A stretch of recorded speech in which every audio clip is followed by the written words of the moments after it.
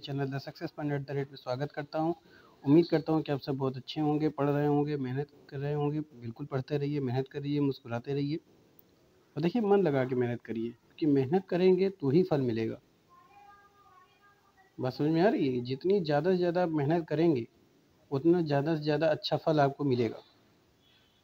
किसी भी चीज़ को अगर पाना है या किसी भी चीज़ का लक्ष्य है तो उसके लिए कड़ी मेहनत की ज़रूरत पड़ती है।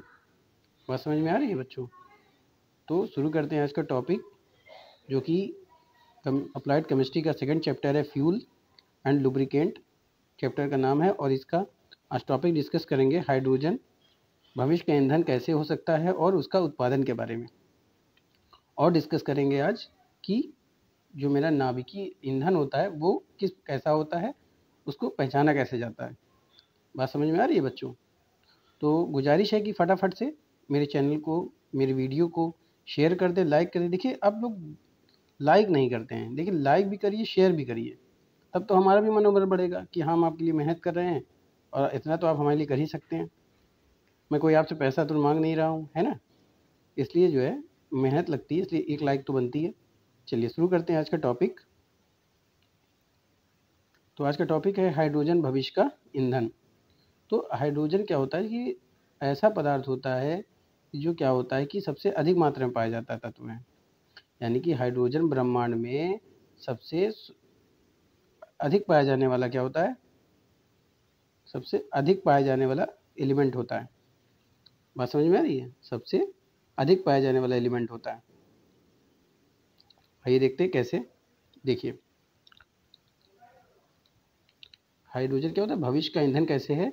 तो हाइड्रोजन क्यों भविष्य का ईंधन? की हाइड्रोजन जो है ना बच्चों, वो ब्रह्मांड में सबसे अधिक मात्रा में पाया जाता है। और जब मुक्त अवस्था में प्रकृति में अधिक नहीं पाया जाता, किंतु कई तरीके से क्या करते हैं, इसका निर्माण किया जाता है। कैसे निर्माण करते हैं वो भी देखेंगे। और हाइड्रोजन क्या है कि अगर प्रचुर मात्रा उपलब्ध हो जाता है, इसका उपयोग ईंधन के रूप में करने के लिए अनेक वर्षों से क्या करते हैं, प्रैक्टिस चल रही है या प्रयत्न चल रहा है। अन्य इन दोनों की तुलना में हाइड्रोजन बहुत अधिक ऊष्मा देता है। ऐसे समझिए कि जो और फ्यूल होते हैं या जो और ईंधन होते हैं उनकी तुलना में हाइड्रोजन क्या होता है, बहुत अधिक ऊष्मा देता है और कोई प्रदूषण नहीं फैलाता। बस समझ में आ रही है? चलिए आगे देखते हैं हाइड्रोजन का उत्पादन कैसे होता है। चलिए हाइड्रोजन का उत्पादन देख लेते हैं। तो हाइड्रोजन का उत्पादन की अगर हम बात करते हैं तो देखिए हाइड्रोजन का उत्पादन, हाइड्रोजन पृथ्वी पर हाइड्रोजन गैस के रूप में नहीं पाई जाती तथा इसे अन्य यौगिकों से क्या करते हैं, अलग किया जाता है। हाइड्रोजन का उत्पादन करने के लिए विद्युत अपघटन का प्रयोग किया जाता है। विद्युत अपघटन की प्रक्रिया में जल में विद्युत प्रवाहित की जाती है। यानी कि हाइड्रोजन बनाने के लिए क्या करते हैं कि एक विद्युत अपघटन का प्रयोग करते हैं। और विद्युत अपघटन की प्रक्रिया क्या करते हैं, जल लेते हैं और जल में क्या करते हैं, इलेक्ट्रिसिटी प्रवाहित करते हैं। और इस विधि में प्लेटिनम धातु की, प्लेटिनम के 2 इलेक्ट्रोड प्रयोग की जाती है, जिसकी सहायता से विद्युत प्रवाहित करते हैं। पेट्रोल पर हाइड्रोजन गैस एवं पर ऑक्सीजन, ऐसे समझिए कि एनोड पर हाइड्रोजन गैस और ऑक्सीजन गैस उत्पन्न होती है। बात समझ में आ रही है? यानी कि हाइड्रोजन गैस और एनोड पर क्या होती है, ऑक्सीजन। यानी जो कैथोड होता है आपका, उस पर आपका हाइड्रोजन गैस बनेगी। बच्चों गलती हो जाती है, ये पेट्रोल लिखा है, यहाँ पे आपका होगा कैथोड। ये क्या होगा आपका कैथोड। क्यों कैथोड होगा ये देखिए डायग्राम में समझते हैं। देखिए ये आपका कैथोड है, ये आपका एनोड है। देखिए जैसे ही हम इसमें इलेक्ट्रिक प्रोवाइड करते हैं, मान लीजिए जल लेते हैं तो जल 2 खंडों में विभाजित हो जाता है, 2 आयन में। कौन कौन से? एक बनता है आपका हाइड्रोजन आयन और एक बनता है आपका ऑक्सीजन आयन। तो ऑक्सीजन में ऋण बनेगा और हाइड्रोजन में क्या बनेगा, प्लस आयन बनेगा। तो जब ये दोनों विघटित होते हैं तो बच्चों ये क्या है, हाइड्रोजन है और ये आपका ऑक्सीजन है। तो ये जो नेगेटिव चार्ज है ये क्या है, नेगेटिव चार्ज है ना, कैथोड। तो कैथोड क्या किसके तरफ अट्रैक्ट होगा, भैया पॉजिटिव चार्ज है, पॉजिटिव यानी कमी, तो कमी है तो किसके तरफ जाएगा, कैथोड की तरफ। तो यानी जैसे ही हाइड्रोजन टूटा वो कहाँ, कैथोड की तरफ चला गया। और जो एनोड है नेगेटिव वाला, वो कहाँ चला जाएगा बच्चों, आपके पॉजिटिव साइड में चला जाएगा, यानी कि एनोड साइड में चला जाएगा। बात समझ में आ रही है? चलिए, और उसको हम सप्लाई किससे देंगे, ये जो वायर दिख रही है इससे क्या करें, सप्लाई देते हैं। बात समझ में आ रही है? चलिए, तो हाइड्रोजन गैस उत्पन्न होगी। विद्युत अपघटन क्रिया को हम निम्न प्रकार के प्रदर्शित कर सकते हैं। आइए देखते हैं कि इसके लाभ क्या क्या हैं। तो हाइड्रोजन में हाइड्रोजन के लाभ देख लेते हैं। अन्य ईंधनों की तुलना में ईंधन ग्रुपों में हाइड्रोजन के लाभ, ठीक है, उसी इंडियन लिखा हुआ है बच्चों, भाई इंडियन इन फ्यूल की बात की जा रही है, ठीक है। तो अन्य ईंधनों की तुलना में क्या होता है, बहुत ऊष्मा देता है, यानी हाइड्रोजन जो होता है वो और ईंधनों की तुलना में अधिक ऊष्मा देता है, प्रकृति में बहुत अधिक मात्रा में उपलब्ध होता है, जीवाश्म ईंधनों की तरह यह समाप्त होने वाला ईंधन नहीं, यानी कि और फ्यूल तो समाप्त हो जाएंगे, लेकिन ये हाइड्रोजन एक ऐसा फ्यूल है जो कभी समाप्त नहीं होने वाला है। आंतरिक दहन इंजन के पीछे हाइड्रोजन ईंधन वाले सेल इंजन अधिक कुशलता से काम करते हैं। ऐसे समझिए कि जो आंतरिक दहन इंजन में जो हाइड्रोजन फ्यूल अगर हम इस्तेमाल करते हैं तो क्या होता है, ये अधिक कुशलता से काम करते हैं। कौन? Cell engine. और हाइड्रोजन को जलाने से प्रदूषण नहीं होता है, यह जलने पर केवल क्या देता है, जलवाष्प बनता है। इसके जलने पर क्या होता है, जलवाष्प बनती है। और दोनों की तरह यह सल्फर तथा कार्बन डाइऑक्साइड नहीं बनाता, यानी कि अन्य फ्यूल की तरह पेट्रोल या डीजल की तुलना में ये क्या कहते हैं, सल्फर और कार्बन डाइऑक्साइड नहीं बनाता है।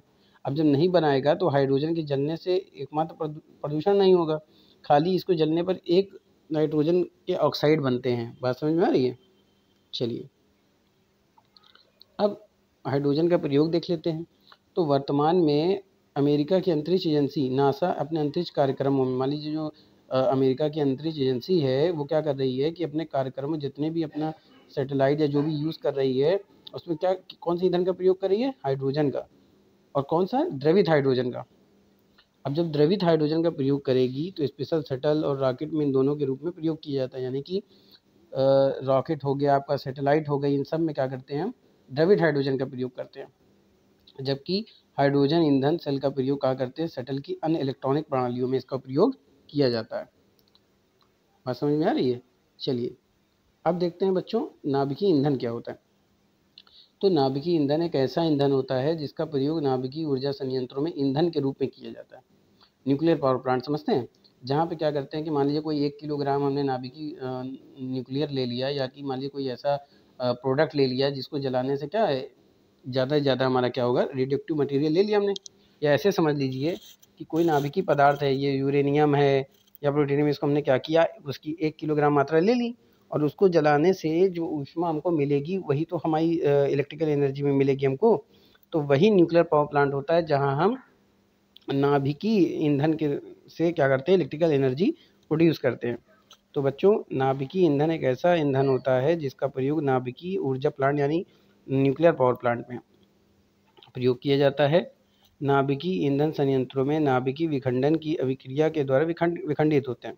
जो नाभिकीय ईंधन प्लांटों में जो नाभिकीय विखंडन क्रिया द्वारा क्या विखंडित होते हैं, जो नाभिकीय फ्यूल होते हैं वो किसी भी यानी नाभिकीय प्लांट में क्या होते हैं, विखंडन क्रिया से विखंडित होते हैं और खंडित होते हैं, और इस क्रिया में अत्यधिक ऊष्मा उत्सर्जित होती है, यानी कि जितना ज़्यादा हम उसको जलाएंगे वो क्या होता है, ऊष्मा ज़्यादा निकलेगी। इसका प्रयोग टरबाइन द्वारा विद्युत उत्पादन में किया जाता है। यूरेनियम 235 एवं प्लूटोनियम 239 नाभिकीय ईंधन के रूप में प्रयुक्त किए जाते हैं। बात समझ में आ रही है? चलिए फटाफट से स्क्रीनशॉट ले लीजिए। कोई हमसे कह रहा था कि जो है सर आप स्क्रीनशॉट के लिए हमको वक्त दिया करें, ले लीजिए स्क्रीनशॉट। चलिए आगे चलते हैं। नाभिकीय विखंडन। तो बच्चों सन 1939 में जर्मन वैज्ञानिक ओटो हान एवं स्ट्रासमान ने ज्ञात किया कि जब यूरेनियम 235 पर हम क्या करते हैं, मान लीजिए कोई यूरेनियम 235 प्रोडक्ट है, नाभिकीय ईंधन है, अब इस पर हम क्या करते हैं, न्यूट्रॉन की बौछार करते हैं। जैसे ही बौछार करेंगे तो यूरेनियम क्या होगा, भारी, इसमें कई नाभिकों में टूट जाएगा। तो इसका जो भारी नाभिक होता है वो मध्य द्रव्यमान के 2 नाभिकों में टूट जाता है, यानी मीडियम द्रव्यमान के, और इसके साथ बहुत अधिक क्या होती है, ऊर्जा उत्सर्जित होती है। इस नाभिकीय अभिक्रिया को नाभिकीय विखंडन कहते हैं, यानी कि इसको जलाने पर यह जो ऊर्जा मुक्त होती है वो अभिक्रिया क्या कहलाती है, नाभिकीय विखंडन। अब नाभिकीय विखंडन में जो ऊर्जा निकलती है वो क्या कहलाती है, नाभिकीय ऊर्जा कहलाती है। मान लीजिए इस विखंडन से जितनी भी ऊर्जा निकल रही है वो क्या कहलाएगी, नाभिकीय ऊर्जा। स्क्रीनशॉट ले लिया करिए बच्चों। और ये विखंडन की जो श्रृंखला होती है बच्चों, ये 2 प्रकार की होती है। एक होता है आपका अनियंत्रित श्रृंखला, एक होता है नियंत्रित श्रृंखला। बात समझ में आ रही है? तो आज हम लोगों ने डिस्कस किया कि हाइड्रोजन वो भविष्य का ईंधन कैसे हो सकता है। देखिए, भविष्य का ईंधन कैसे हो सकता है ये जाना आज हमने, और हमने देखा कि हाइड्रोजन का उत्पादन कैसे हो सकता है, यानी कि किस तरह से हाइड्रोजन को हम बना सकते हैं। ठीक है, चलिए, उसका उपयोग भी जाना हम लोगों ने, उसका प्रयोग और उसके गुण भी देख चुके हैं। और क्या डिस्कस किया बच्चों हम लोगों ने, नाभिकीय ईंधन क्या होता है और नाभिकीय ईंधन के विखंडन की जो क्रिया होती है वो कैसे होती है। बात समझ में आ रही है। जो विखंडन की क्रिया होती है वो दो प्रकार की होती है। कौन कौन सी, एक होता है आपका नाभिकीय श्रृंखला अभिक्रिया, एक होता है नाभिकीय नियंत्रित श्रृंखला, यानी एक अनियंत्रित, यानी कि अगर मान लीजिए किसी चैन में यूरेनियम डाल देते तो फूटता रहता है, उसको हम कंट्रोल नहीं कर सकते। और एक होता है जिसको हम कंट्रोल कर सकते हैं। चलिए दोस्तों, प्यारे बच्चों, आज का सेशन यहीं पे समाप्त करते हैं। कल मिलते हैं एक अगले सेशन के साथ, एक अगले टॉपिक के साथ। उम्मीद ये करता हूँ कि आज का सेशन बहुत ही समझ में बहुत पसंद आया होगा आपको। तो फटाफट से लाइक कीजिएगा, कमेंट कीजिएगा और शेयर कीजिएगा। चलिए, तब तक के लिए thank you, thank you, thank you very much class. चलिए, कल मिलते हैं नए टॉपिक के साथ।